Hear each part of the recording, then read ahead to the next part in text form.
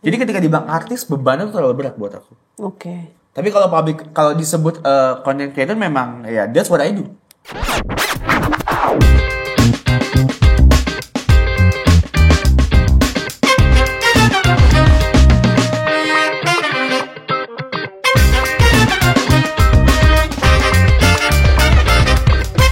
Hai good people, welcome to Good News. Kembali lagi bersama saya siapa? Saya Will Ghost. Dan hari ini kita kedatangan tamu yang sangat spesial. Dan semoga tamu ini bisa menginspirasi kalian semua. Kita panggil diri saya sendiri, Will Ghost. Tada. Yes, puji Tuhan. Welcome to Good News program. William Gozali. Ya. Langsung diam. Hari ini kita dibajak nih, ada tamu yang membajak program kita. Tapi honor to have you. Thank you for being here. Yeah. Thank you for having me. Hari ini kenapa spesial? Karena Good News program hari ini mencapai episode yang ke-700. 700. Wow, congrats. Kemuliaan bagi Tuhan. Kemuliaan bagi Tuhan. 700 itu banyak banget loh ya. Banyak banget. Banyak banget. Iya. Dari tahun berapa waktu itu? Kita mulai tahun 2005 ya. 2005. Tahun 2005 ya. 2005. Gimana kesan udah sampai sejauh ini di episode ke-700 so far? It's amazing. Ya. Kalau aku lihat sih kami beruntung ya. Karena kami tentunya bertemu dengan berbagai macam orang dari latar belakang yang berbeda-beda. Iya. Iya. Ada yang hamba Tuhan tentunya, Iya. ada pengusaha. Iya. Zaman sekarang kayak kamu influencer plus pengusaha. Iya. Ada juga orang-orang yang sakit disembuhkan Tuhan. Ada orang-orang yang hidupnya berantakan dan dipulihkan oleh Tuhan. Dan di sana kita dapat melihat bagaimana kasih karunia Tuhan itu begitu nyata Iya. terhadap kehidupan manusia. Iya. Apapun backgroundnya, latar belakang pendidikan atau status sosialnya, gitu kita bisa melihat karya Tuhan itu benar-benar terjadi dalam kehidupan umatnya gitu. Iya. Tapi selain hamba Tuhan pernah nggak ada yang diundang gitu ke sini untuk ya sharing-sharing aja gitu? Banyak. Banyak juga. Banyak. Karena Jadi bukan kan hanya hamba media Tuhan. kan cukup ini ya, berbeda banget dengan ketika kami dulu baru mulai. Ketika kami baru mulai itu kita harus pakai jas.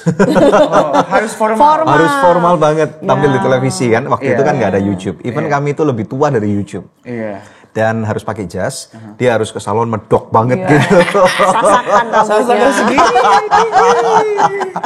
Dan kemudian pakai green screen. Dan kemudian tahu nggak rekamannya di mana? Kami nggak punya studio, nggak punya alat, nggak punya tim. Apartemen? Bukan, rekamannya di DPR MPR di Senayan Gedung tuh. DPR. Gedung DPR MPR tuh di dalam itu. Kami sewa studio. Kami sewa studio di sana. Emang di sana nggak ada yang kerja sampai sekarang juga nggak ada yang kerja di sana ya? Ada dong. Oh bukan. Karena Ada yang kerja cuma kebanyakan tidur kalau kerja. bukan gitu Karena Atau ketiduran. siarannya waktu itu di QTV kan. Dan QTV itu base-nya banyak di sana karena mereka sering wawancara dewan-dewan. Ya, ada studio namanya studio suara gitu. Tapi asik banget karena kan udah formal banget kan. Jadi kadang-kadang orang lihat kami itu mungkin oh ini salah satu anggota dewan. Kalau kita lewat itu di gerbangnya kan satpamnya Pak. Iya.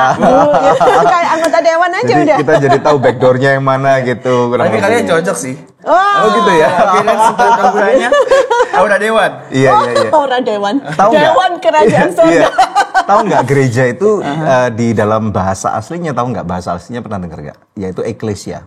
Eklesia? Pernah dengar nggak? Nggak pernah. Nah eklesia itu sebenarnya artinya adalah dewan kota.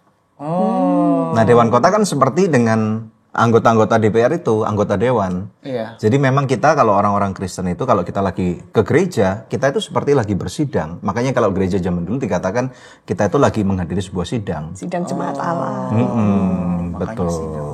Betul gitu. Makanya gembala sidang. Betul. Now it's clear, right? Iya. Nah, tapi ini menarik karena hari ini kita menampilkan bukan kami yang diwawancarain tapi kita kembali ya, supaya nggak kelamaan. Kembali ke Will Ghost.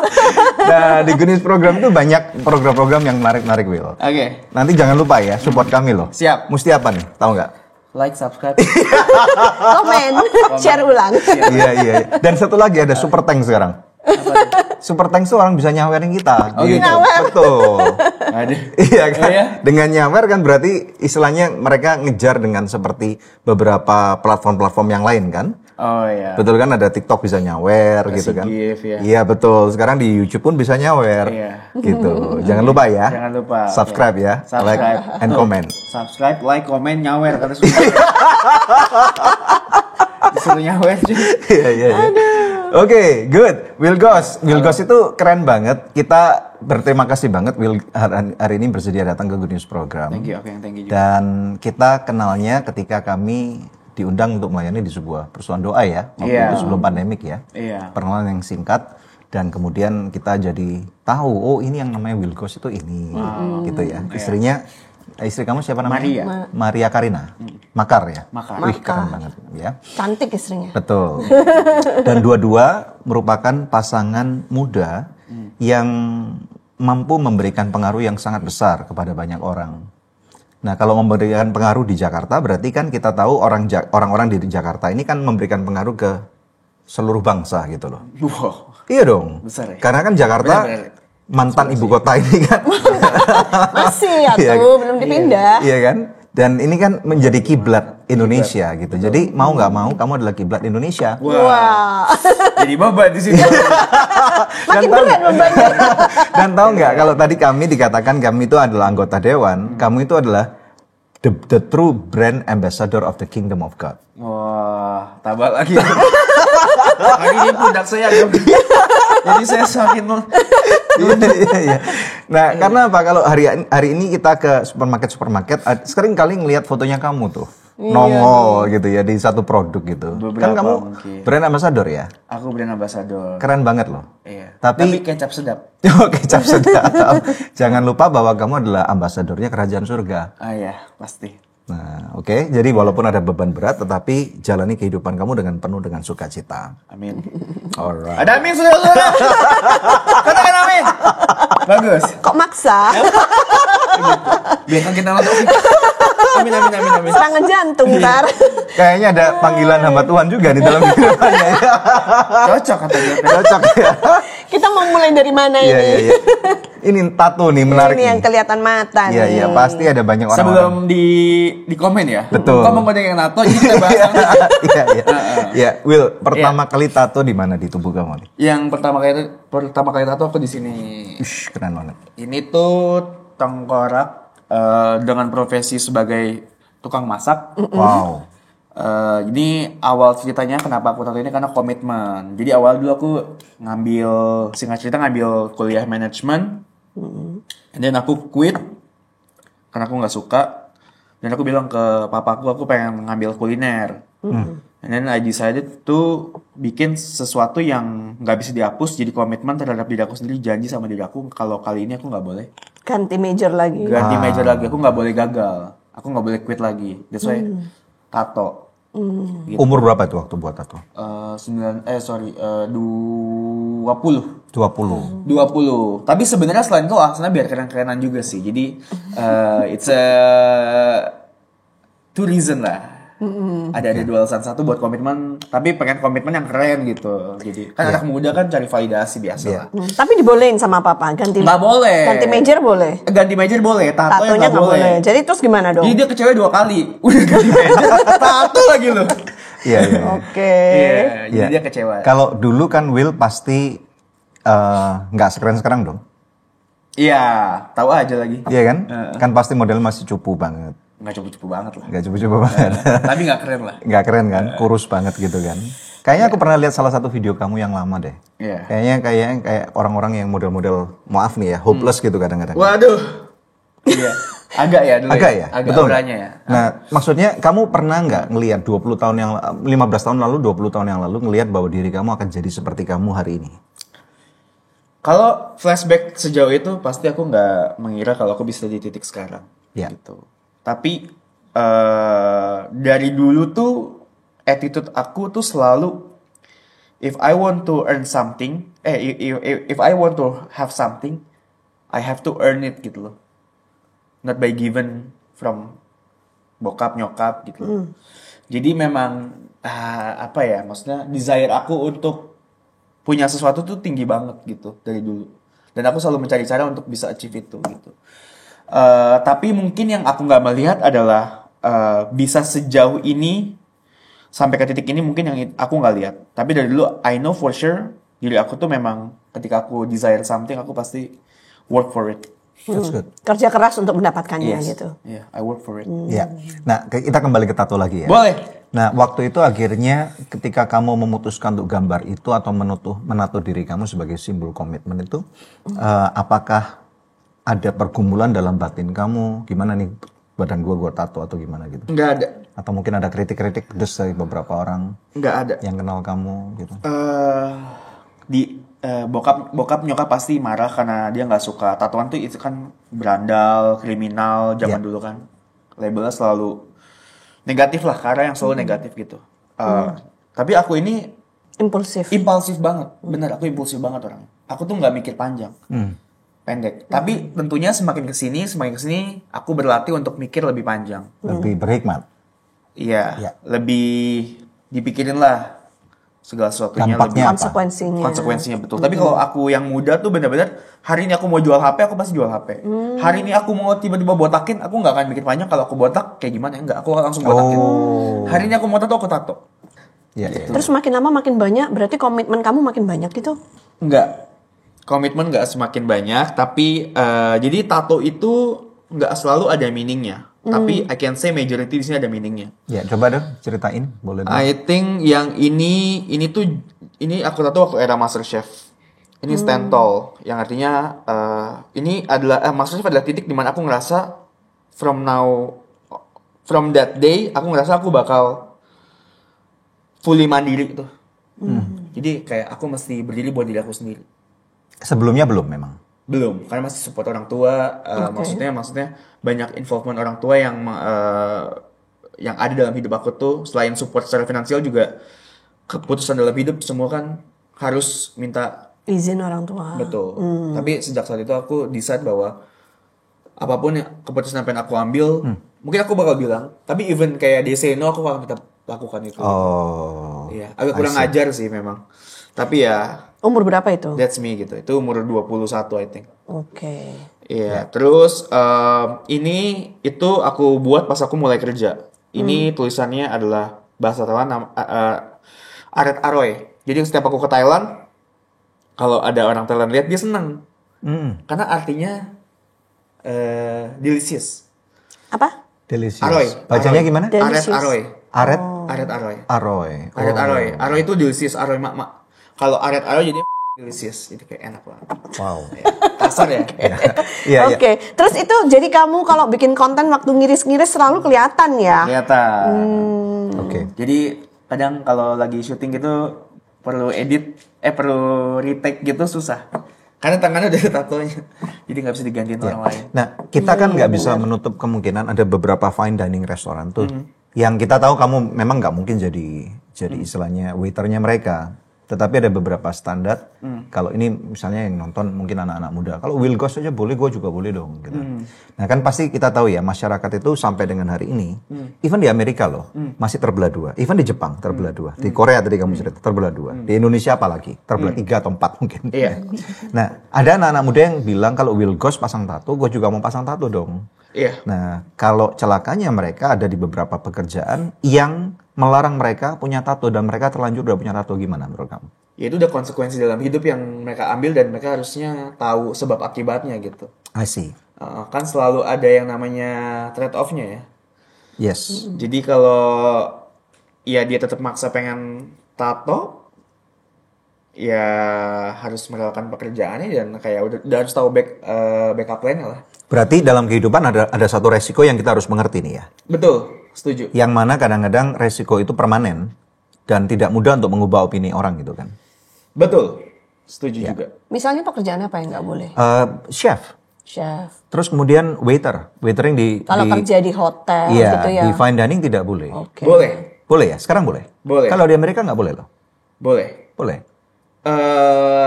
I think itu zaman dulu banget ya. Sekarang menurut aku, kalau aku ngelihatnya ya, industri bahkan kayak bank itu boleh punya tato, asal nggak lewat dari lengan panjang. Oh iya, makanya harus ditutupin disamarkan. tetap. Selama nggak dilihat oleh nasabah, nggak masalah.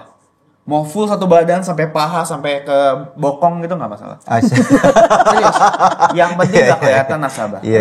Sedangkan di industri F&B, agency, industri kreatif, tato it's a form of expression yang sekarang tuh menurut aku udah lumayan dipahami dan dianggap ya sudahlah begitu. Ya, tapi my point is kayak aku juga nggak maksain atau mau argue bahwa tato itu semuanya positif, enggak. Kalau emang ada beberapa kalangan yang merasa itu sesuatu yang masih something tabu, ya nggak apa-apa juga gitu. Iya. Again, it's a POV masing-masing lah. Betul.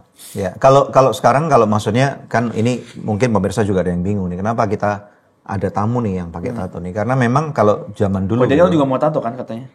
Oh enggak. Kebetulan gue nggak suka tato. Jadi ini bersih pemirsa sekalian.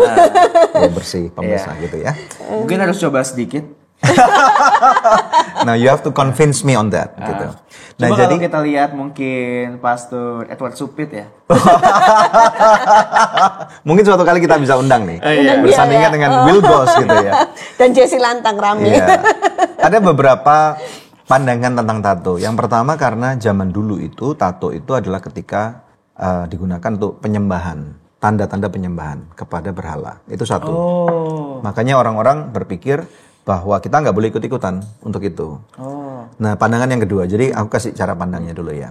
Pandangan yang kedua. Zaman dulu ketika ada salah satu mungkin suaminya atau anaknya atau istrinya meninggal, ketika orang itu berduka, akhirnya dia melukai badannya.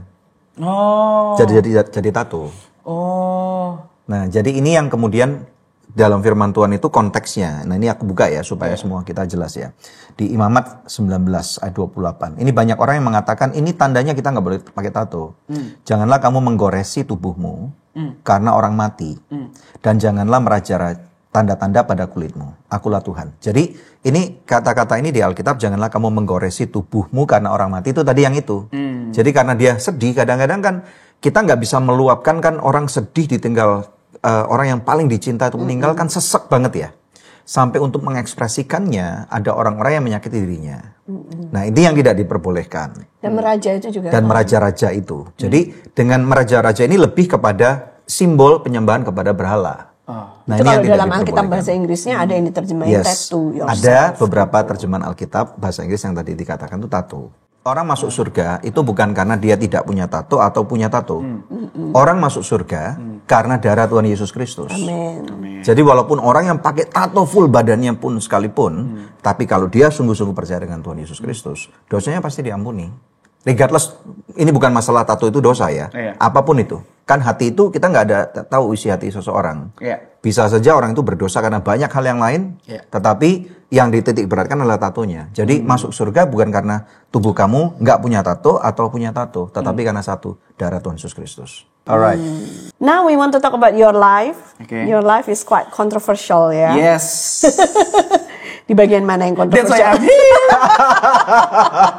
Otherwise nggak di sini. Iya. Di mana? Mau mulai dari mana? Rising star of being Master Chef. Kok bisa ikut Master Chef gimana? Master Chef itu udah lama banget, to be honest. 2000 aku tuh season yang cukup tua, season 3. Sekarang mereka mau running season 12. Jadi itu udah lama banget, and at that time itu ketika aku menang memang fame-nya itu lumayan lah. Maksudnya I think it was pretty huge juga karena at that time nggak ada social media, jadi semua fokus on TV. Jadinya pas aku keluar MasterChef memang star syndrome-nya tinggi banget. But luckily aku emang bukan tipe yang artis banget sih. I always set myself buat aku nggak pernah menempatkan diri aku sebagai artis. Tapi sebagai tukang masak. Of course. Tapi aku lebih suka ketika aku tuh disebutnya content creator now. Oh, content creator. Iya, karena kalau artis itu terlalu luas menurut aku. Artis kan bisa kayak very good at something, and then lo disebut artisan gitu kan. Atau juga memang lu public figure banget, which kayak aku tuh nggak ngerasa aku se-well known itu dan sebesar itu gitu. Jadi ketika dibilang artis, bebannya tuh terlalu berat buat aku. Tapi kalau disebut content creator memang that's what I do. I create content. Either that's content inspiring or not, to be honest I don't care. Oh karena gitu. Buat yang aku penting Will buat gitu. Gak penting buat aku inspiratif atau enggak. Karena percuma kita buat konten yang tujuan buat inspiratif kalau kita sendiri nggak suka sama apa yang kita kerjain, nggak ada soulnya gitu. Oke. I think yang paling penting adalah bikin konten yang kita suka dulu, yang kita cintai dulu tuh. And then outputnya akan sweet menurut aku. Sweetnya bisa dua output. Either it's sweet karena beneficial secara uang, Moneter atau it's good karena inspiratif buat orang. Dan ketika kita tahu itu something yang inspiratif buat orang, and then we get back the energy from them. fulfilling your soul. Fulfilling my soul. Dan itu yang akan keep fuel me buat creating another content.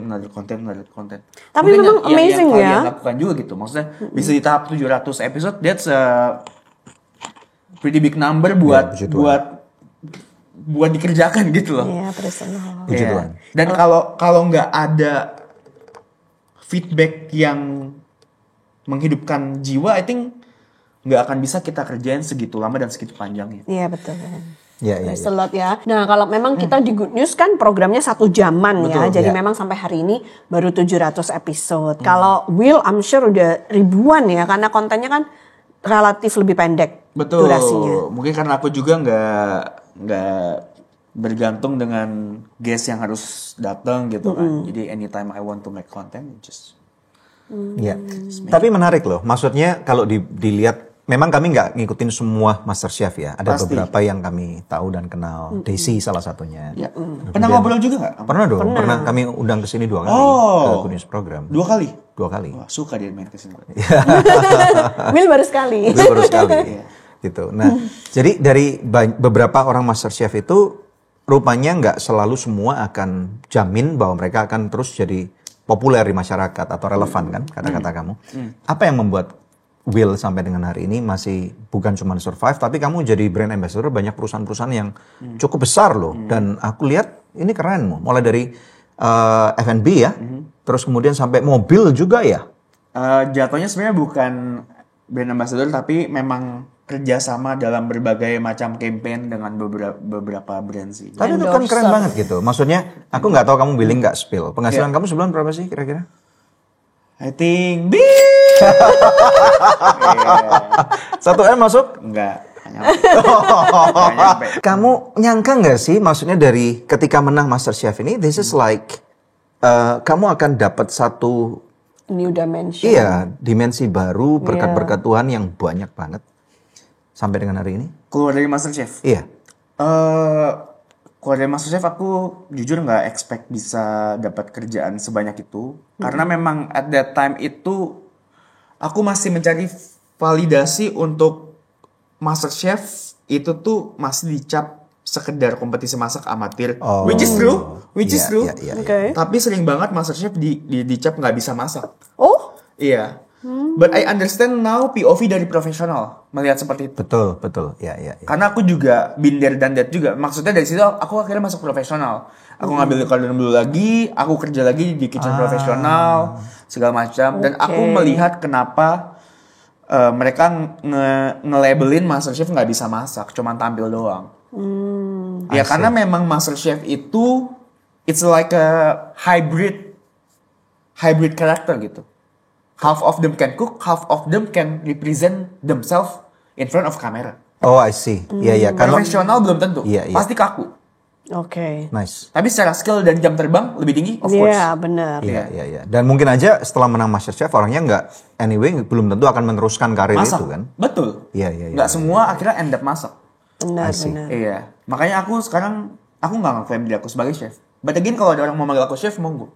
Ada nggak orang yang sampai hire kamu personal untuk masak untuk ulang tahun mereka, just curation di rumah mereka, kamu yang masak itu? Banyak, Oh iya. tapi aku nggak ambil. Oh, nggak ambil. Iya. Satu karena aku semuanya berangkat dari aku ngerasa yang aku kerjain tuh mesti worth it gitu loh. Karena semakin kesini challenge buat aku adalah manage time and energy. Iya. Jadi dengan waktu yang sangat limited buat aku tuh aku mesti set the priority mana yang paling penting buat aku kerjain. Iya. Which karir di mana banyak banget tawaran yang harus aku pilih-pilih. Iya. And then family, dan kesehatan aku sendiri baru family gitu. Kalau yang datengin income terbesar buat kamu saat ini apa? Masih dari konten. Oh ya, serius? Konten itu bisa define nggak? Karena kan orang jadi Instagram ambigu nggak nih bisa ya. Nah make makanya money. nih, let us learn. Iya. Kan kadang-kadang orang bilang content creator tuh get a lot of money. Tapi dari mana? apanya, dari mana? Platform yang mana? Bisa cerita nggak? Kalau YouTube itu kan rely on AdSense dan product placement ataupun Iklan lah, atau whatever yang. basically brand masuk lah. Iya. Instagram juga sama, tapi Instagram nggak ada AdSense. Oh, jadi kamu pada waktu masak kamu pakai produk-produk tertentu gitu. Iya, jadi cuma Jadi secara ada halus lah. product placement doang di dalamnya. Nice. Iya. It's amazing tapi loh. Aku sering pakai resep-resepnya Will. Thank you. Kalau udah gak mudeng mau masak apa ya gitu, terus ngelihat resep-resep kamu itu Kamu boleh dicoba sahabat gitu. mak-mak berarti. Sahabat mak-mak. Aku tuh lebih disukai emak-emak gitu kalau ke daerah gitu. Oh gitu. Iya. Emak-emak tuh ngeliat aku kayak alien kali ya. Kayak unik gitu. Aku pernah di Kalimantan waktu itu, tapi udah lumayan lama ya. Entah kenapa mungkin kayak sorry itu saya maksudnya di Kalimantan mungkin nggak banyak keturunan Tionghoa di situ. Yeah. Yang aku datengin karena ke pedalaman gitu. Kalau Singkawang kan Tionghoa itu di sana. Iya, tapi aku nggak tahu tuh di Kalimantan ujung mana? Oke. Aku pokoknya dari Kalimantan terus 2 jam 3 jam ke dalam lagi. Aku tuh biasanya lupa nama tempat. oke. Oh mungkin ya orang-orang Orang Dayak. Dayak ya. Iya dong. Tapi nggak sampai Dayak. Oh nggak ada Dayak. Jelas daerah gitu. Terus mamanya tuh megangin tangan aku tuh kayak diginiin. Wih. Dengan semua tatonya ini. Kayak maksud dari mana nih?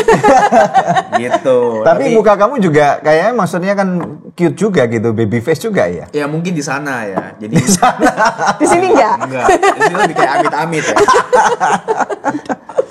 Iya, Oke, jadi mereka takjub ngelihat Will gitu. Iya, jadi intinya ya, menurut aku audiens aku tuh majority itu ibu-ibu. Memang ibu-ibu. Karena kamu mempermudah hidup mereka gitu kan. Iya. Tapi ya ini yang aku mau tanyakan. Kalau Will membagikan semua resep yang kamu punya gitu, terus nggak takut nanti misalnya restoran kamu nggak laku gitu, karena kan udah tahu resepnya, bisa bikin sendiri di rumah gitu, gimana? Nggak semua orang bisa masak, bisa jadi entrepreneur atau bisa punya F&B business.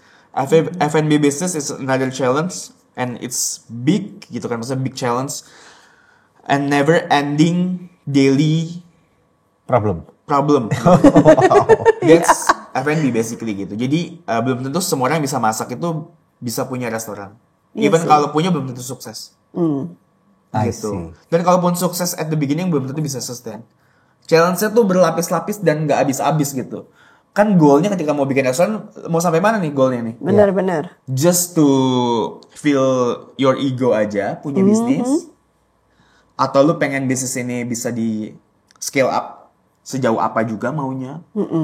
Maksudnya Franchise, purpose-nya buka dulu nih? cabang gitu punya ya. F&B gitu Ya, kan. kalau sekarang ini Will kan udah punya satu restoran ya. Iya. Naked Papa itu ya. Iya. Kami pernah makan di sana lumayan enak loh. Yang Oke. mie itu kan ya? mie ya. Heeh. Iya. Yang aku suka itu mie yang apa tuh? Yang ada porknya, ada karinya ya. Iya. Itu highlightnya ya. Itu flagshipnya. One of the favorite. Enak banget itu. Sama Thank you. cake-nya apa tuh? Cheesecake. Cheesecake. Fast burn. Ya. Iya, best. Iya. best Kalau belajar dari case ini dulu deh. So what is your goal untuk restoran ini? Goal buat dari Naked Papa ini sendiri, aku sebenarnya pengen nge-cater semua young parents, karena market aku majority young parents. Jadi I think like kayak 70% tuh young parents. Dimana young parents ini biasanya behaviornya itu udah don't mind buat spend dengan range harga yang aku set segitu. Tapi dia tuh pengen tempat yang nyaman, makanan yang staple, yang klasik. Tapi minumannya minuman kafe. Oh, comfort food Iya. dan kopi-kopi. That's my itu. USP Iya, actually, iya. gitu kan. USP itu apa? Bagaimana? Unique selling point. Unique selling point. Iya. Oke. Dan apakah maksudnya mau dikemana Naked Papa ini? Of course kayak mau di scale up. I think goalnya 2 tahun ke depan 5 cabang. Tapi aku nggak mau franchise, just because I care about the business. Kalau Kenapa? Kan bisa dapat revenue yang jauh lebih banyak tuh.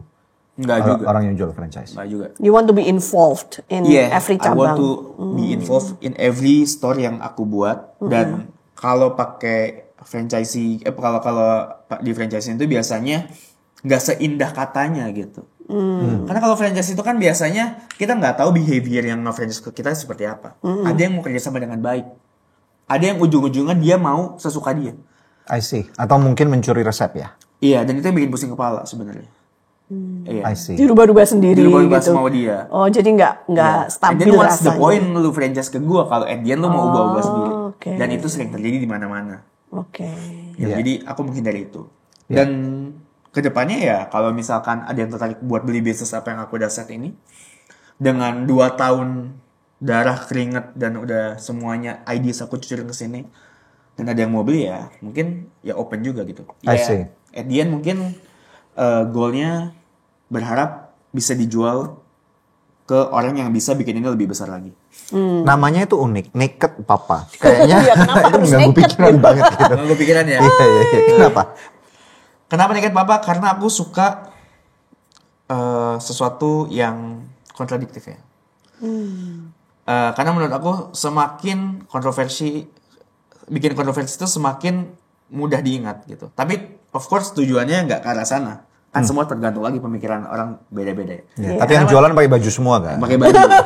Kenapa Naked Papa? Karena namanya dari namanya sendiri tuh udah catchy. Ya. Udah mempertanyakan ini apa. Jadi alasannya 2 itu sih. Halal kah? Nggak halal. Dari namanya It's itu udah nggak Naked mungkin Papa. bisa. Udah dari namanya aja udah nggak mungkin. Udah nggak halal. Nggak bisa dibikin halal. Right. Nggak mungkin kan MUI. Wah ini halal nih.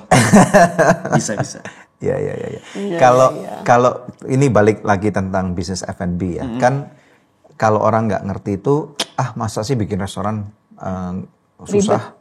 Salah kalau ini kan Iya. kadang-kadang orang di rumah itu guyonan kalau pintar masak istrinya Bener. atau anaknya. Setuju. Udah deh Ayo buat buka restoran deh. restoran. Iya. Iya. Karena ketika pandemik si Cidebi ini juga dia kan Aku suka cuma masak nih. open PO. Nah, sampai dengan hari ini masih ada keinginan untuk buat resto, Debbie Kitchen namanya.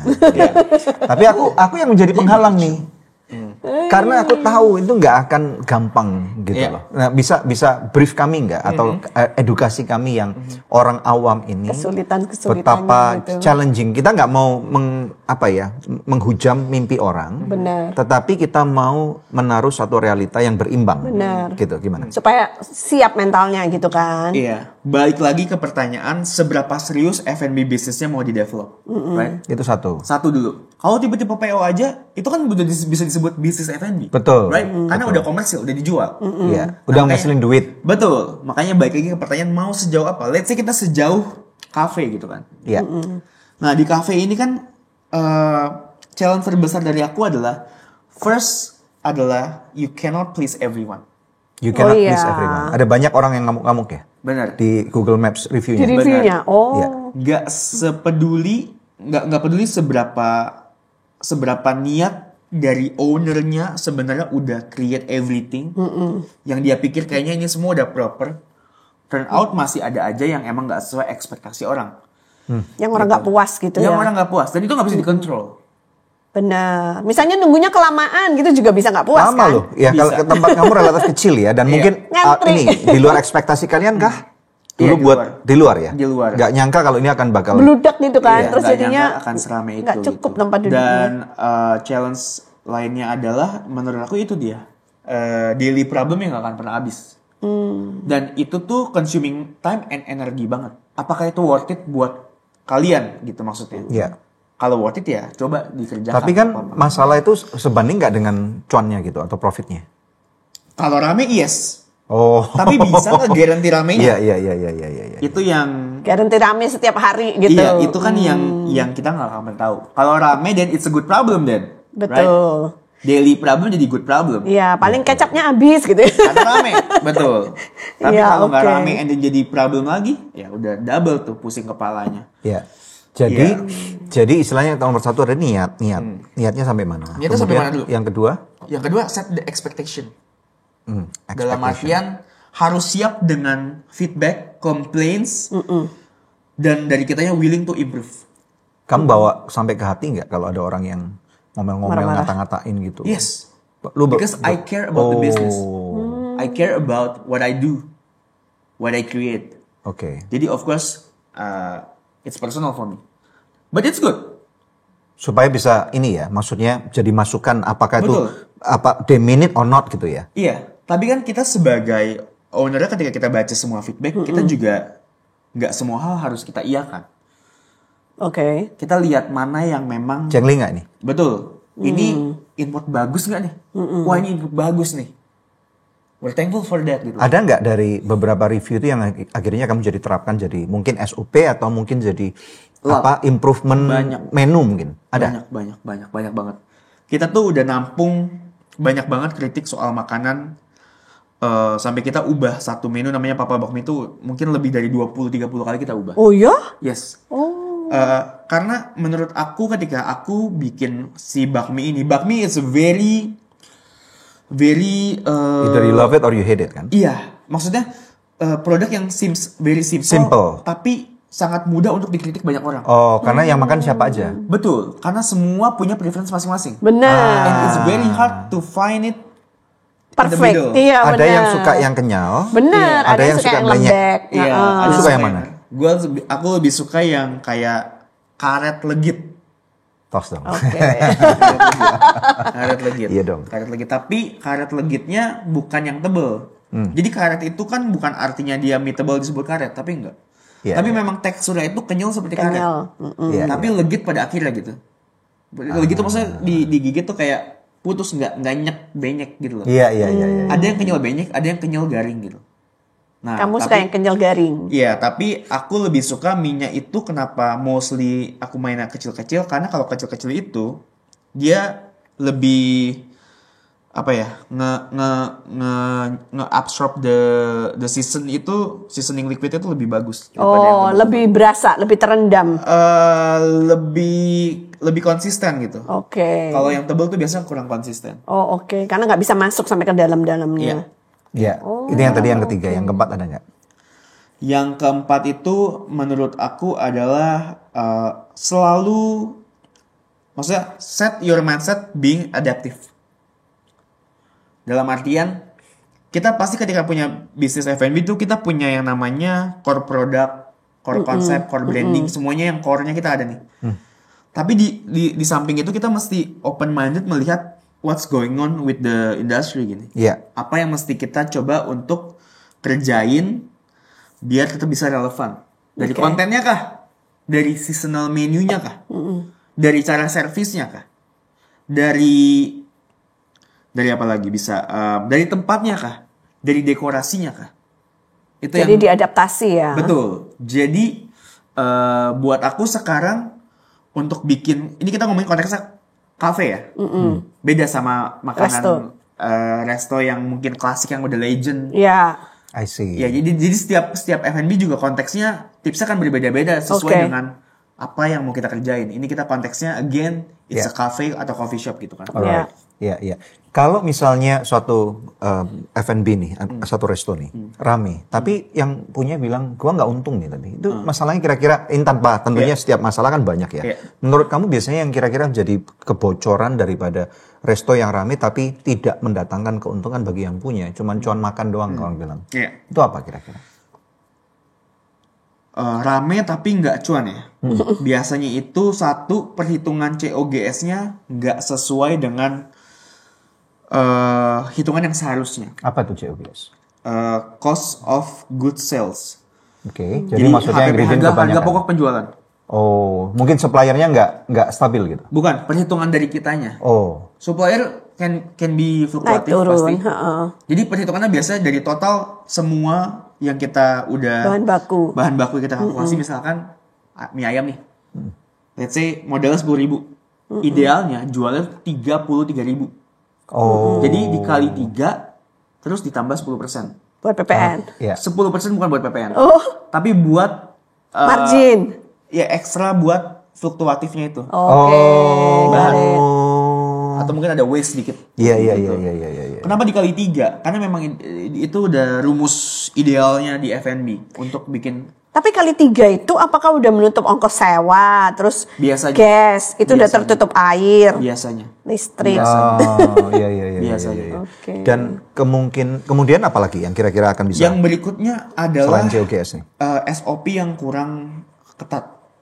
Jadi SOP kurang ketat itu biasanya menimbulkan apa? Banyaknya waste di bahan makanan. Nggak efisien. Nggak efisien.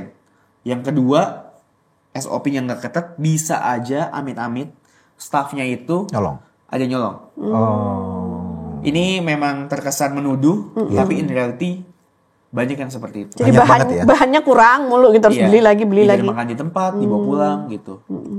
Atau teman-temannya datang kasih gratis gitu. Wah itu nggak mungkin. Kelihatan. Oh, jadi lebih yang Buat di sendiri. Atau behind the dibawa scene-nya pulang. yang Iya. mereka biasanya nyuri di sana. Iya, I think Oke. paling besar dua kemungkinan itu sih, salah ngitung dan bahannya kecolongan.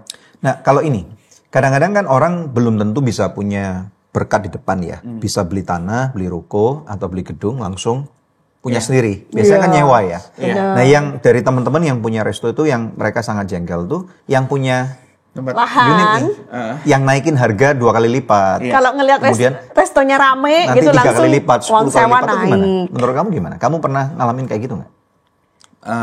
sampai sekarang pun aku tempat sewa sih. Itu masih sewa ya? Masih sewa. Makanya caranya gini, makanya ada yang namanya ketika bisnis F&B tadi aku bilang nggak semudah itu karena kita masih kalkulasi namanya projection kan. I see. Kayak alokasi buat sewa tuh nggak lebih dari 10% ya dari total, let's say dari total forecast pendapatan per bulan yang mau kita kerjain di project. Misalkan kita ngomong revenue si restoran ini kira-kira sebulan 1 miliar. Ya. Berarti baiknya sewa nih tempat per tahun itu tuh per bulan expensesnya nggak lebih dari 100. 10%. 100 juta Oh. berarti. Sebulan. Iya, iya, iya. Nggak lebih dari 10%. Itu max-nya. Ya, karena sisanya kan masih ada buat staff, Iya. buat Bahan baku. depresiasi semua equipment, bahan baku, gitu. Itu bukan rumus mutlak, tapi itu based on what I do. Alright. Ya, ya. Nice. Nice. Dan kalau kita ngomong makanan kan, makanan ini kan Indonesia diberkati banget ya. Dengan berbagai macam tiap daerah, naik mobil sebentar aja, nggak usah terbang, naik mobil sebentar aja, rasa makanannya bisa beda. Betul. Kalau Will sendiri, bisa nggak kamu maksudnya memberikan komentar daerah-daerah mana yang menurut kamu unik di Indonesia nih tentang makanan? Oke. Buat aku yang unik itu daerah yang paling aku datengin ya, maksudnya yang sering aku datengin. Jadi kalau aku di sini nggak mention kota kalian, bukan berarti nggak enak ya. Karena aku belum pernah cobain. Yes. Jangan sedih ya. Iya, gimana aku bisa ngedeskripsiin kalau aku nggak pernah cobain gitu Iya. kan. Jangan sedih ya, Dek ya. Jangan sedih ya, jadi Jangan ya, Dek ya. Jadi buat aku semua daerah tuh lumayan unik. Ya. Buat aku daerah Sumatera itu memang karakternya tuh lebih yang lebih medok dan lebih asin tuh. Maksudnya medok dalam artian bumbunya tuh kuat, pekat, dan nggak manis kayak di Jawa gitu. Iya. Kalau Jogja kemarin itu tuh bener-bener manis-manis Manis, semua. iya. Orangnya manis-manis sih soalnya. Iya nggak ya? Iya kali ya. Iya. Tapi yang intinya kalau kita ngomongin favorit aku ya, Iya. makanan favorit aku, mungkin aku dari lebih enak aku sebutin beberapa kota yang aku datengin dan Silakan. favorit Iya. apa ya. Iya, iya. Kayaknya lebih enak gitu. Boleh. Medan itu aku suka banget ini Selat Panjang. Jalan Selat Panjang enak. Iya. Tapi aku ke makanan Batak Ondo. Oh, BPK. PPK. Iya, tapi ini Ondo Grill Batak. Oh, Ya menurut aku itu represent Sumatera banget tuh. oke. Iya. Maksudnya Sumatera tanpa ada influence dari keturunan Tionghoa. Oke. Iya, makanan Batak. Original. Original Iya, banget tuh. iya, iya, Ya, iya, ada liman. Iya. Enak banget. Ya memang babi sih. Iya. Yang nonton kan juga pemakan babi.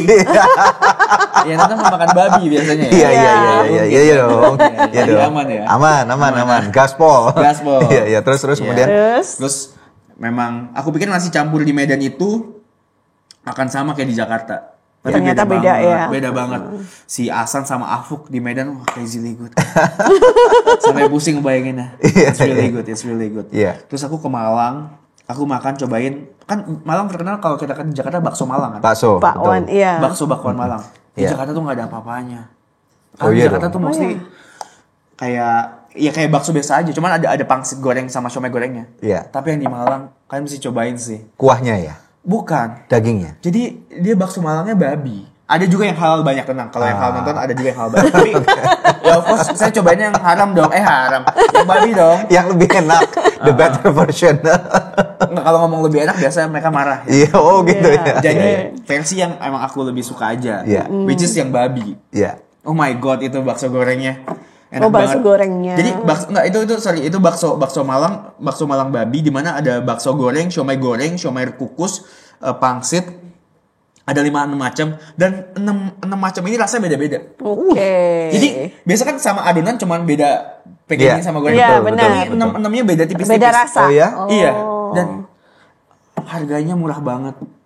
Di Malang tuh paling enak memang kita tuh pendapatan Jakarta. Iya.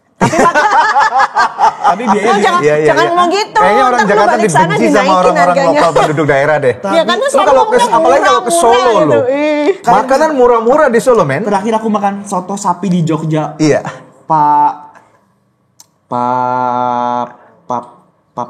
Siapa Jogja siapa nih? Lupa apa siapa namanya. Iya. Itu soto sapi loh. Iya. Dagingnya banyak numpuk. Iya. Berapa duit? Tebak harganya berapa? 8.000? Ya enggak mungkin. Iya, 15. Yang benar. Baik, coba deh. 20-an lah, 20-an. Soto sapi di Jakarta, sapinya banyak ya? Iya. Jakarta berapa? Soto sapi. 50.000. Iya, 50 sampai 75. Nah. Iya. Ini cuma 12.000. Serius. 12.000 and it's really good kayaknya. Sapi murah gitu ya di Makanya, dan bukan sapi yang alot yang potongan-potongan Yang jelek. kerbau. benar-benar gurih. Iya, enak banget. Langsung lapar nih, wawancara dulu nih. Enak banget. Itu kalian mesti kesana cobain sih. Iya, iya. Ya Jadi memang tadi Medan, Malang, terus Jogja, terutama itu Jogja tuh. Jogja. Jogja juga suka. Jogja juga. Gudegnya cuman menurut aku Manis ya? kan ada orang yang suka argue, gudeg ini lebih enak daripada ini lebih. Iya, bener-bener. Iya. Tapi buat aku kalau cuma beda tipis, ya udahlah gitu. Ya kan? Iya. Menurut aku gudeg yang aku cobain mau Sagan, mau Pawon, mau gudeg Mbak Pirang, semuanya lumayan beda tipis-tipis aja gitu. Tapi menurut Gudeg aku kalau atau gudeg beliwet, di Jogja masih manis ya. Enakan gudeg di Solo loh. Tapi Iya. di definisi siapa dong? Kan Oh bagi orang iya, Jogja kan nggak bisa bagi- ngomong gitu dong. bagi lidahku. Betul. Iya, iya, iya. Tapi memang menurut aku pun di Jogja ini makanan cenderung rata-rata yang ada santannya pasti manis. Kemarin ke Semarang juga. Semarang tuh ada 2 yang aku suka banget. Miss Piggy Iya. itu babi goreng cabai garam. Oh ini memang suka babi berarti anak ini. Kemana-mana makanya babi. Gak nemuin di Jakarta ada babi goreng dibikin cabai garam. Cabai garam. Ada Weh. dong. Di mana coba? Ada, kalau ada pun jarang. Tahu ya. Iya, iya. Iya jarang, babi tuh nggak ada. Tapi ini cabai garamnya beda. Kan mesti cobain deh. Kalau Wow. main ke Semarang, Miss Piggy namanya. Semarang. Miss Piggy. Sama sate-sate Oke, cobain. oke. Sama ada namanya nasi ayam buwido. Itu juga dari 5 tahun sebelumnya aku cobain makan. Terus sampai sekarang harganya nggak berubah.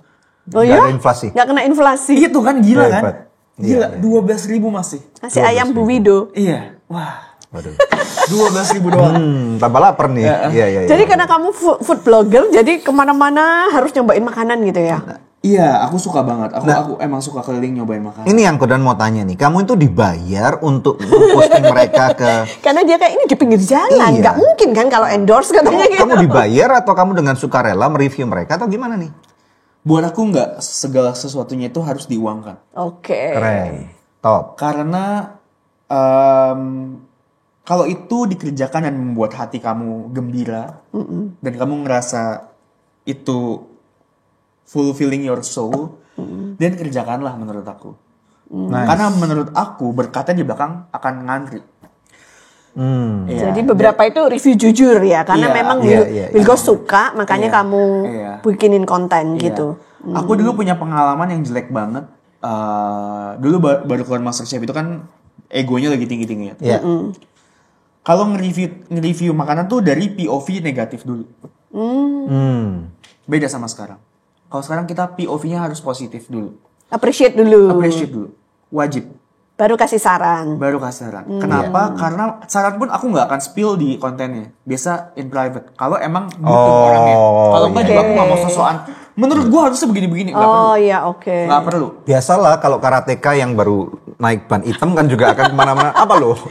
Gitu kan ya. Gitu. Kalau yang master Sifunya kan ya udah diem aja gitu Nah, kan. kenapa aku jadi berubah dari arah negatif lebih ke positif, karena menurut aku di dunia ini segala sesuatu hal tuh ada negatifnya.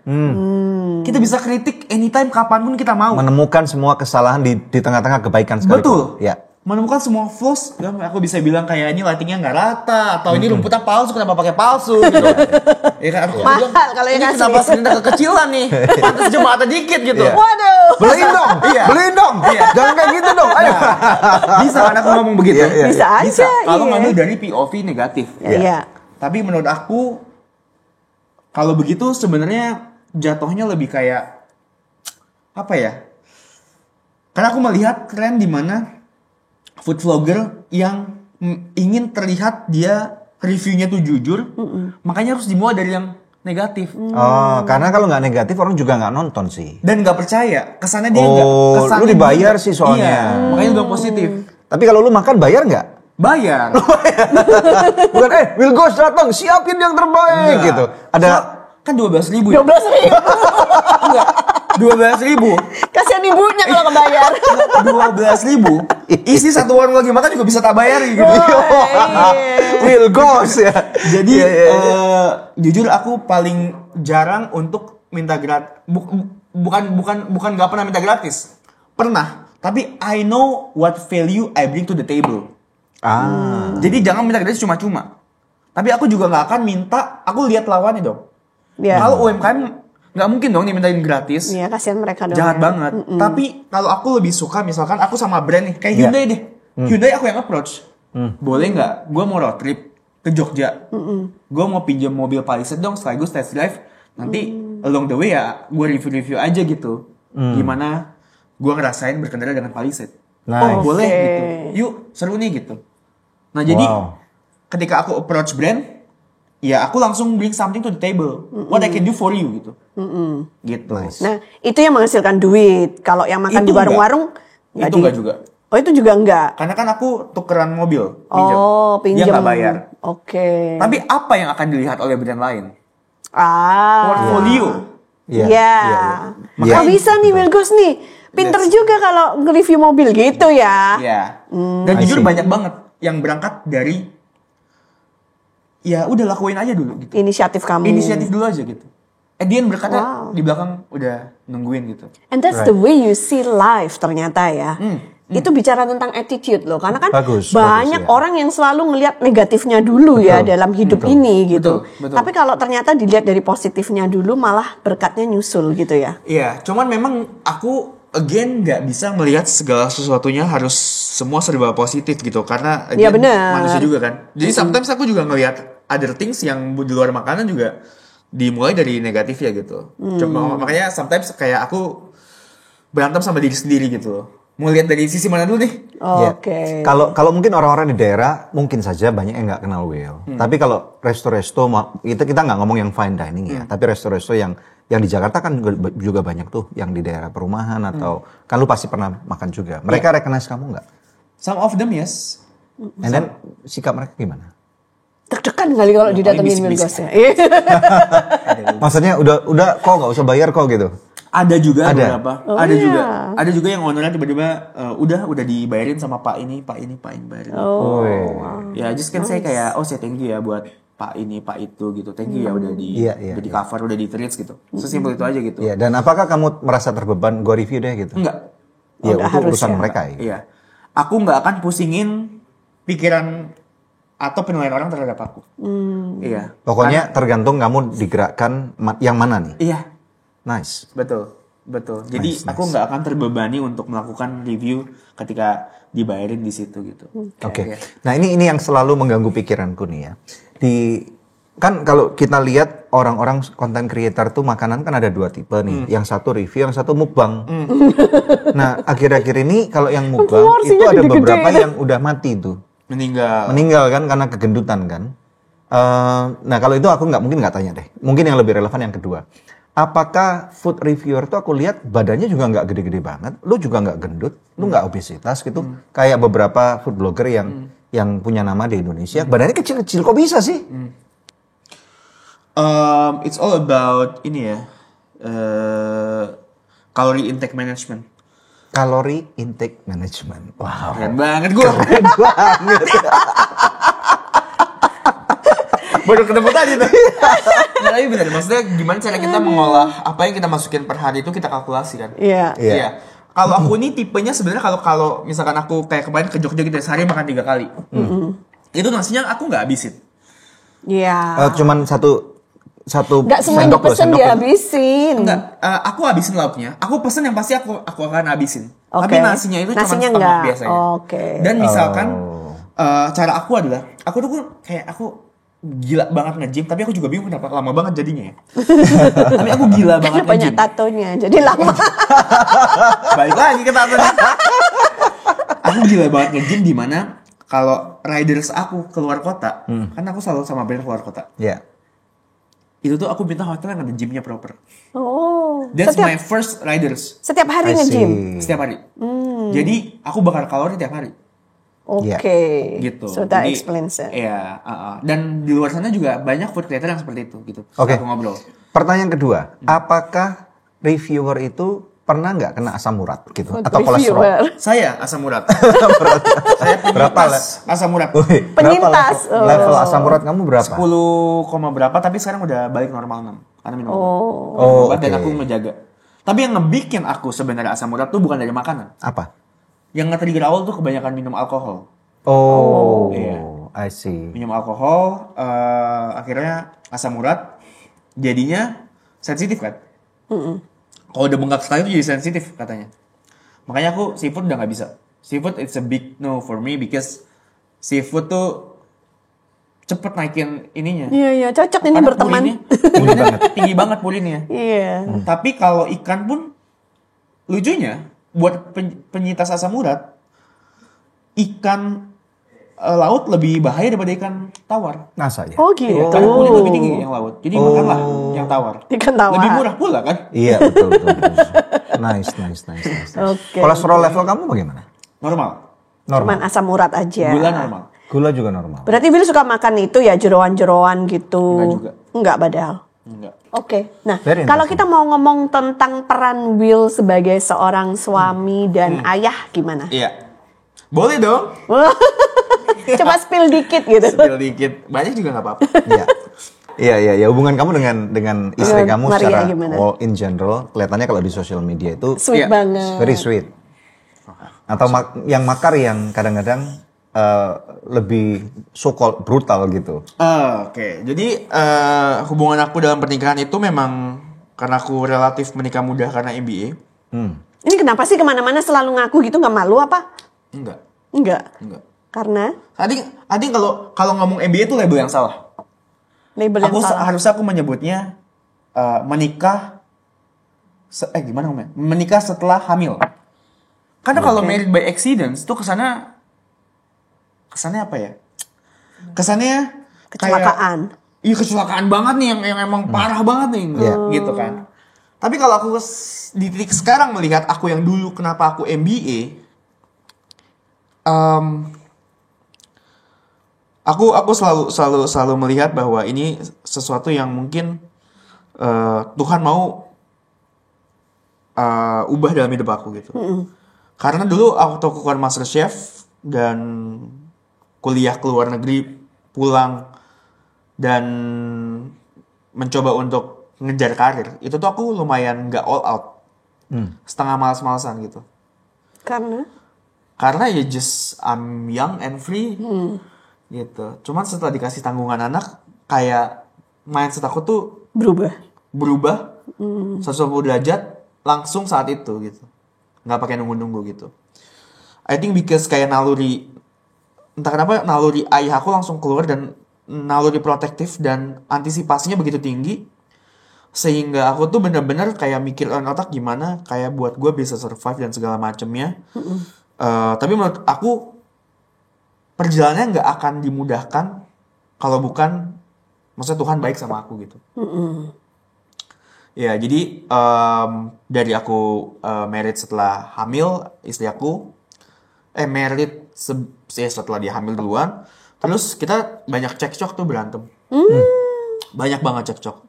Satu, aku sadari mungkin kita berdua kaget dengan role masing-masing yang berubah jauh.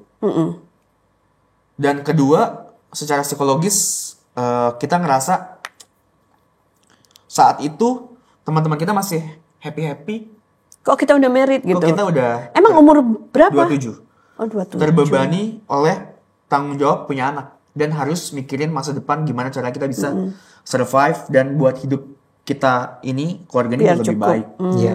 Dan of course berantemnya tuh banyak hal. Secara finansial, Ya, waktu itu belum siap ya. secara mental, pas-pasan lah. Bener-bener ngepasnya gitu. Sama saya juga kita masih suka ributin finansial gitu. Which I think that's very normal gitu. Kenapa aku bisa bilang normal? Karena memang ya that's a marriage ya. Aku selalu melihat bahwa pernikahan itu nggak ada template dan textbook how to-nya. But you learn every day from each other dari apa yang lu berantemin gitu. Iya. Itu yang aku selalu lihat gitu. Ya so far sekarang everything's going well, thank God. Aku ngerasa happy dalam artian aku sempat mempertanyakan pertanyaan ke diri aku yang lumayan deep ya. Aku suka bengong gitu kan nanya. Aku bertanya kayak, gue happy nggak ya sekarang gitu? Punya anak 2, punya istri gitu. Dengan keadaan gue sekarang, finansial gue sekarang, pekerjaan gue sekarang gitu. Maksud gue bareng mereka tuh gue happy nggak sih? Kok kadang ngasih stres berat banyak banget gitu. Are you happy? But that's life kan. Nah itu dia. Dan aku switch pertanyaannya. Gue happy nggak kalau nggak ada mereka? Dan dalam hati, I know I'm not gonna be happy gitu. Kalau sendirian. Kalau sendirian. Iya. Kalau ada mereka, ada happiness-nya, ada enggaknya. But that's life. Itu kehidupan nggak bisa kita menang di semua lini. Betul. Iya. Tapi kalau aku balik bertanya ke diri aku bakal happy nggak ya kalau nggak ada mereka?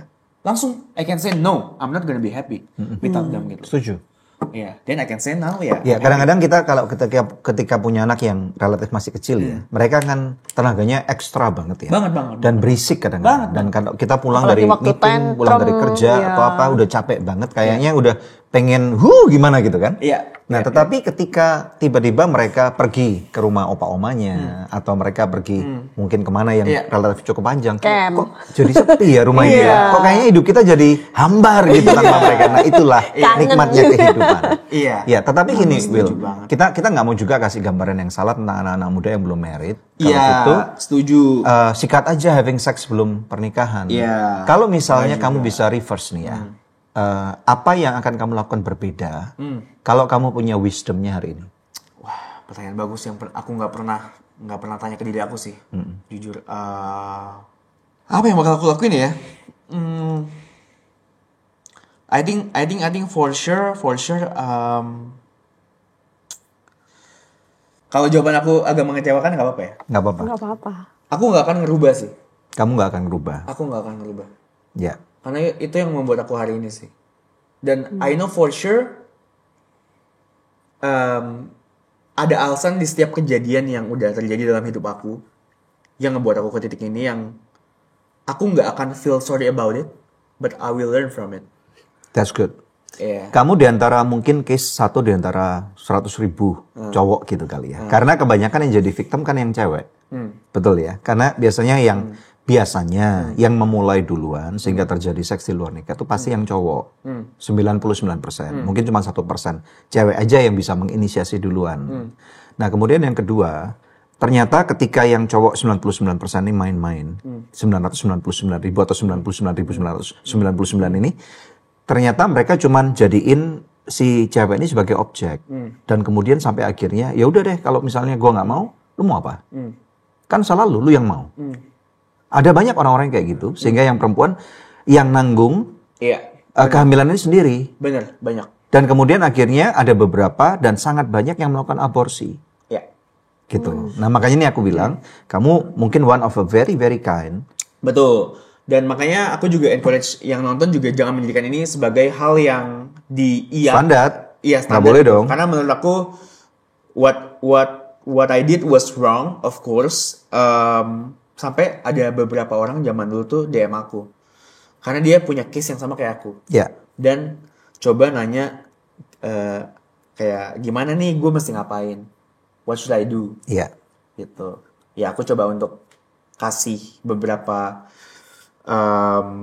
apa ya namanya, ya sharing lah ke dia. Maksudnya apa yang mesti dilakukan segala macamnya gitu kan. Ya dari situ aku melihat ternyata maksudnya banyak juga loh di luar sana yang kayak aku. Cuman mungkin I can say nggak seberuntung kondisi aku. Iya, betul. Gitu. Aku berangkat dari yang sangat ngepas, even my parents kayak nggak support lebih.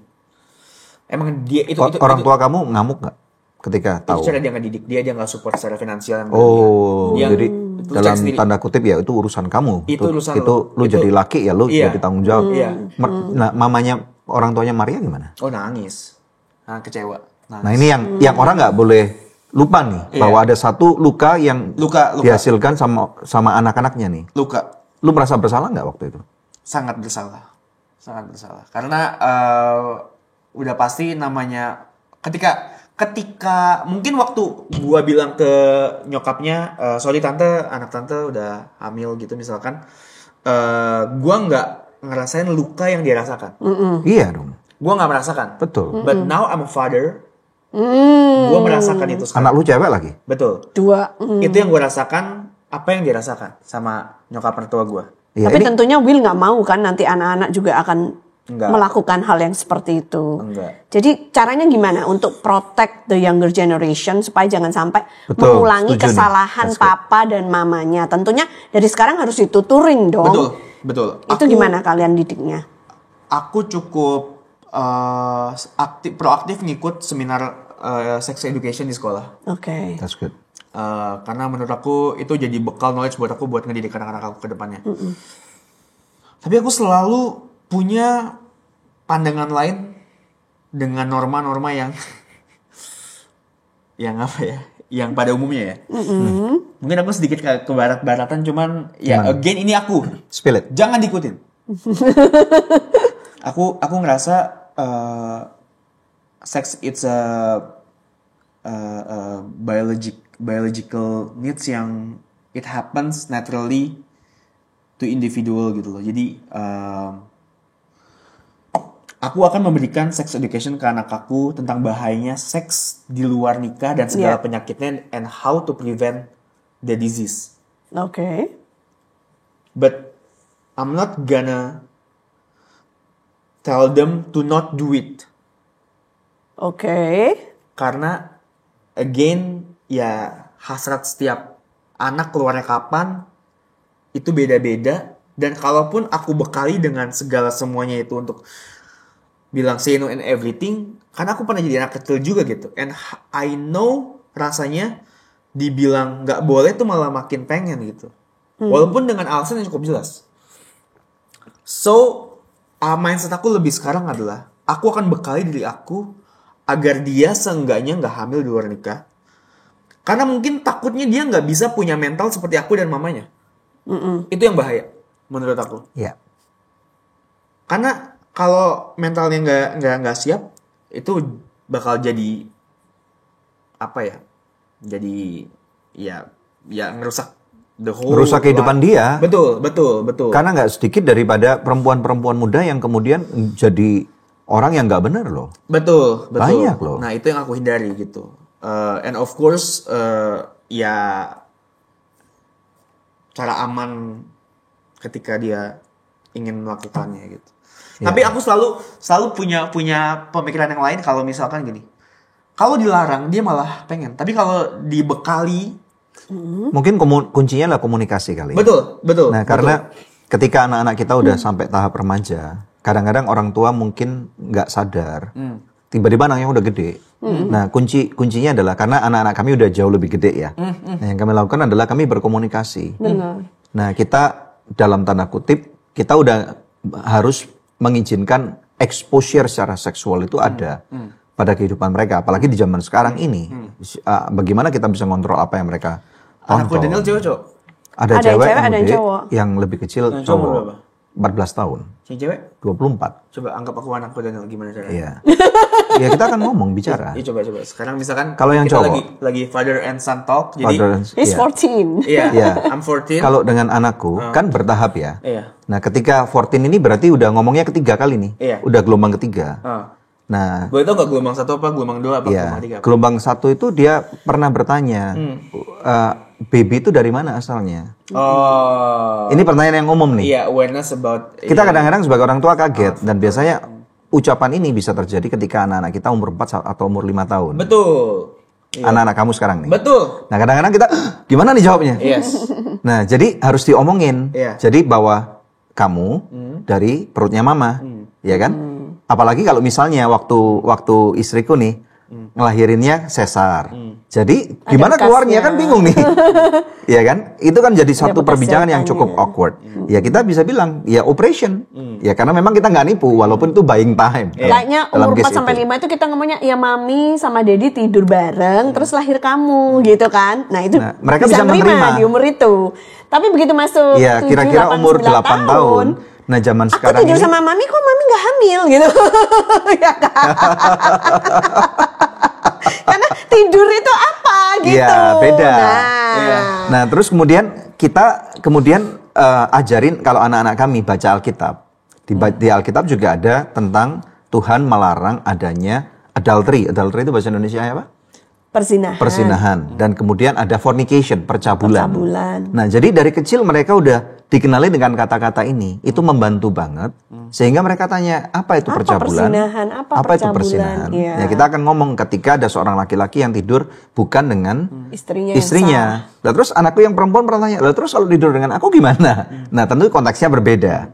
Nah, jadi kita harus melihat usianya. Nah, ini kalau anak yang cowok. Yang masuk level kedua.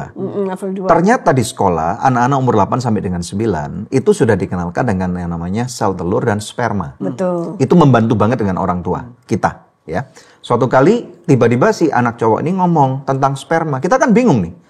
Dari mana Dari kamu mana tahu? nih? Gitu. Dari sperma yang macam apa gitu kan? Buku IPA. Dari buku sains, dari di sekolah diajarin. Oh, ya udah berarti tenang gitu ya. Nah, kita sekarang udah ngerti bahwa ternyata di sekolah secara scientific dalam pelajaran yang mereka kenal, mereka udah dikenalin dengan sistem pembuahan. Nah, kita tinggal menjelaskan nih, oh iya benar. Jadi kita memvalidasi apa yang diajarkan di sekolah. Nah, itu yang aku ajarkan ke anak cowokku. Gitu. Nah, kemudian sekarang masuk yang dipertok nih. Ketika dia waktu itu berumur sekitar 12-13 tahun. Nah, ini orang tua harus tahu fase-fase ini. Jadi ketika anakku berusia di usia 12 tahun, 13 tahun, ini kan usia yang akil balik. Kalau aku sebagai hamba Tuhan kan berarti aku pakai konteksnya Alkitab. Kalau orang-orang Yahudi itu ketika anak cewek umur 12 tahun, ketika anak cowok umur 13 tahun, di orang-orang Yahudi sana ada upacara namanya bar mitzvah, kalau pernah dengar. Nah, itu upacara akil balik. Nah, aku kasih tahu anakku. Jadi kalau anak cewek dulu, mamanya ngasih tahu tentang data bulan dan yang lain-lain, tentang sekarang kamu akan bisa hamil. Itu akan mulai ngomong pelan-pelan terbuka. Dengan anak cowok yang seperti itu, mulai ngasih tahu tanda-tanda sekunder itu apa. Ada bulu-bulu yang tumbuh di badan. Terus bagaimana sikap kamu terhadap anak cewek. Terus kemudian bagaimana penularan pelan-pelan nih dalam bahasa mereka. Penyakit seksual itu seperti apa. Terus mimpi basah itu apa? Aku jelasin. Terus kemudian kalau perempuan akan ada menstruasi. Nah, udah dari sana sampai to the point waktu itu anakku yang merasa risih nih.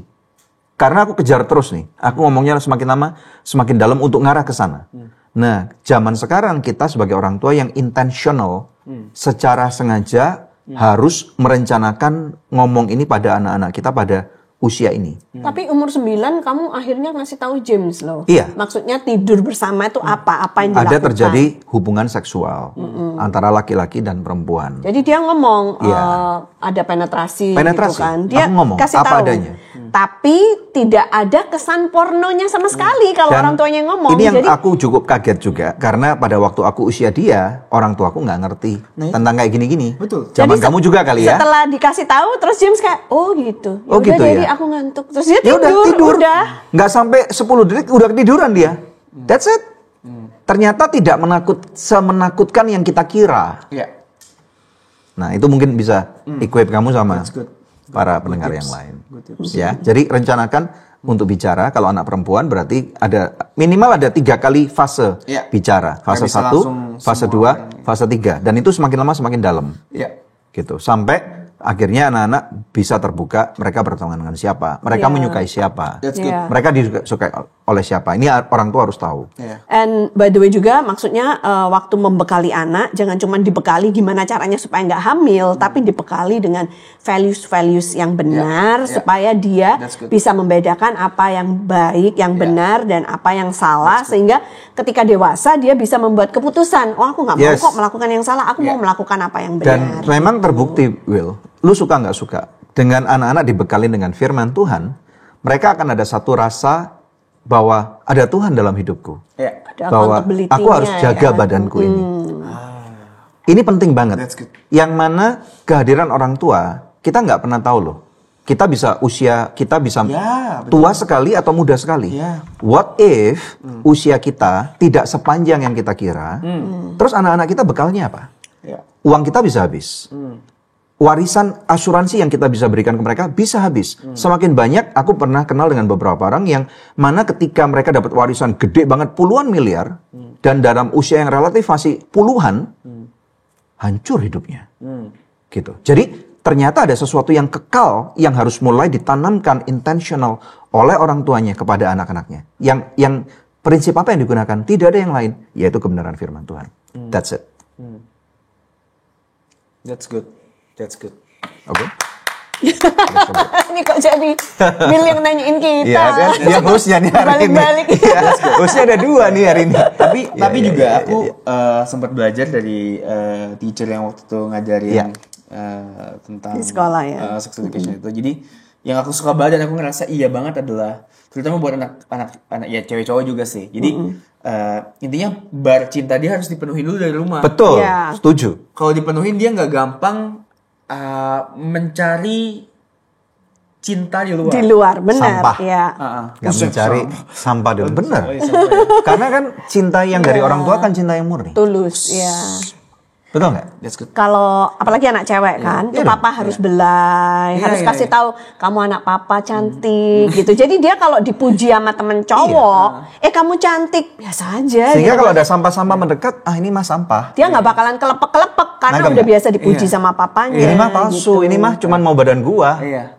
Kan sampah itu. Iya. And treat That's good. them like a princess Iya. gitu. Ajak pergi date supaya Iya. dia tahu date itu Iya. apa Iya. gitu. Aku tuh selalu paling suka aku nyibuk, maksudnya di sela-sela aku kesibukan aku misalkan kayak ke kota 1 kota 2 atau ada full shooting, aku pasti selipin kayak aku mau ngedate sama anak aku tanpa ada istri aku. Ya. That's good. Iya. Aku suka good. banget ngedate sama mereka tanpa istri aku. That's very Try, good. nanti kalau udah agak besar try individually ya. Individually. Jadi hari ini Bergantian. sama Cece, ntar minggu depan sama Mimi gitu. That's good. That's good. Yeah. That's very good. Very good. Keep up the good work. Yeah. Amazing. Gitu. Will goes. Thank you. All the best buat your future. Thank you. You too, guys. Kita sangat diberkati banget. Thank you udah Thank you for mampir ke sharing, Kudus ya. program edisi ke-700. Oke, Hani. Oke, Yes. nah pemirsa ada doa yang sudah terjawab yang saya akan bacakan untuk pemirsa sekalian. Shalom Om Daniel dan Tante Debbie. Oh, shalom nak. Puji Tuhan, aku berhasil masuk ke universitas dengan jurusan favoritku dan berkesempatan dapat beasiswa juga. Wow, Oke, Mantap. aku percaya penyertaan Tuhan selalu ada di setiap langkah kaki kita yang percaya kepadanya. God bless you. Wow, God bless you too. Ya. Kami doakan lulus dengan gilang gemilang untuk mempermuliakan nama Tuhan ya. Nah, kalau ada masih di antara pemirsa yang memerlukan bantuan doa atau konseling, bisa hubungi kami di nomor yang tertera atau melalui email. Kami akan berdoa dan juga untuk memberikan konseling kepada Anda. Ya, kita tutup dengan satu firman Tuhan singkat ya. Ya. Aku ambil dari Roma 14 ayat 17 nih. Firman Tuhan berkata gini, sebab kerajaan Allah bukanlah soal makanan dan minuman, tetapi soal kebenaran, damai sejahtera, dan sukacita oleh Roh Kudus. Nah ini menarik karena hari ini kita memang, tamu kita adalah seorang chef, berarti pasti ngomong tentang makanan dan minuman. Iya. Nah cuman kita mesti ngerti nih dalam kehidupan kita bahwa makanan dan minuman ini sangat diperlukan oleh tubuh kita. Bukan berarti bahwa firman Tuhan ini anti makanan, nggak mungkin dong. Tuhan itu kan mencipta manusia. Dia tahu bahwa tanpa makanan manusia pasti akan mati gitu ya. Tetapi dengan memakan makanan yang tepat, kita akan meraih potensi kesehatan yang optimal gitu. Nice. Termasuk di dalam menjalani kehendak Tuhan. Karena bagaimana seseorang anak, misalnya anaknya Will, bisa bertumbuh menjadi seorang anak yang brilliant kalau nggak diisi dengan makanan-makanan yang direncanakan. Benar. Nah, tetapi kita nggak boleh lupa juga bahwa tubuh ini adalah salah satu daripada keberadaan aspek seorang manusia. Ada yang namanya, yang kedua yaitu jiwa. Makanya tadi dikatakan bahwa kamu dating dengan anak-anak kamu. Ini memenuhi bar jiwa tadi itu. Bar cintanya tadi itu. Nah, kalau barnya penuh, cintanya penuh, maka dia tidak akan mudah tergoda dengan orang-orang yang menawarkan cinta yang palsu, yang sampah-sampah tadi itu. Nah, tetapi ada yang ketiga yang kita nggak boleh lupa, bahwa kita ini adalah manusia roh. Nah, ini yang kita harus tahu bahwa yang kekal adalah yang roh. Tubuh kita nggak kekal, jiwa kita nggak kekal, tetapi roh kita ini kekal. Nah, kalau kita tahu bahwa roh kita ini kekal, pertanyaannya yang penting adalah, apakah yang saudara lakukan atau good people tadi dikatakan kan, apakah yang good people lakukan ini sudah cukup untuk membangun persiapan kekekalan dalam manusia roh ini? Nah, kalau belum mungkin perlu diperhatikan tuh. Kita perlu rencanakan sama seperti kalau kita makan 1 hari 3 kali, nyemilnya 2 kali. Kita akan rencanakan nih. Yang kedua, tidur kita udah rencanakan, sekolah kita udah rencanakan, dating dengan pacar kita udah rencanakan, dating dengan anak, dating suami istri kita udah rencanakan. Tetapi dating dengan Tuhan kita rencanakan nggak? Ini penting sekali. Karena apa? Di luar itu semua, at the end of the day, kalau tubuh kita diambil, jiwa kita diambil, uang kita diambil, fame kita diambil, pertemanan kita diambil, anak kita diambil, orang tua kita bisa diambil, suami kita diambil, istri kita bisa diambil. Semua yang ada itu bisa diambil, cuman satu yang tersisa. Tuhan tidak mungkin diambil dari diri kamu. So, mari kita renungkan ini, karena firman Tuhan dengan jelas berkata, kerajaan Allah bukan soal makanan dan minuman, tetapi soal kebenaran, damai sejahtera, dan sukacita oleh Roh Kudus. Kami berdoa, biarlah para pemirsa sekalian yang menyaksikan episode ini terinspirasi sesuatu. Memang betul kehidupan Will harus diakui very controversial, tetapi kita melihat bagaimana Will menjadi seseorang yang sangat dewasa, bertanggung jawab, suami yang baik, suami yang memenuhi kebutuhan keluarganya. Dia bersama dengan istrinya lagi membangun mimpi-mimpinya yang luar biasa, dan semoga dari apa yang kami tampilkan ini juga memberikan suatu inspirasi yang besar gitu ya, bahwa ternyata kalau dulu hidupnya masih belum menentu, mungkin aja di antara kalian yang menyaksikan acara hari ini hidup kalian nggak menentu. Mungkin, maaf nih, cenderung ada yang loser mungkin, yang dicap oleh masyarakat, kamu loser, kamu nggak bisa apa-apa. Nah, sekarang cari Tuhan dong. Kalau Will bisa dalam kasih karunia Tuhan, kamu pasti juga bisa dalam kasih karunia Tuhan. Yuk kita turut berdoa. Kami bersyukur untuk berkat-Mu. Kami berdoa khususnya untuk Will, untuk Maria dan anak-anaknya. Engkau lawat mereka, sehingga Tuhan mereka boleh mengalami perjumpaan secara pribadi dengan Engkau. Dan kami percaya ada potensi yang besar dalam kehidupan mereka, bahwa mereka adalah ambasador daripada kerajaan surga. Kemanapun mereka pergi, apapun yang mereka lakukan. Dan juga bahkan untuk para pemirsa sekalian, lawatan Tuhan ada pada kehidupan kalian. Kami tidak tahu fase apa yang kau sedang hadapi pada hari ini. Tetapi Tuhan mengasihi kamu lebih daripada hidupnya sendiri sekalipun. Berkat Tuhan melimpah di dalam nama Tuhan Yesus Kristus. Amin. Amin. Pemirsa, kalau diberkati melalui siaran kami hari ini, jangan lupa bagikan ulang supaya lebih banyak orang bisa menyaksikan dan diberkati bersama-sama. Sampai jumpa di Good News Program episode yang berikutnya. God bless you. God bless you.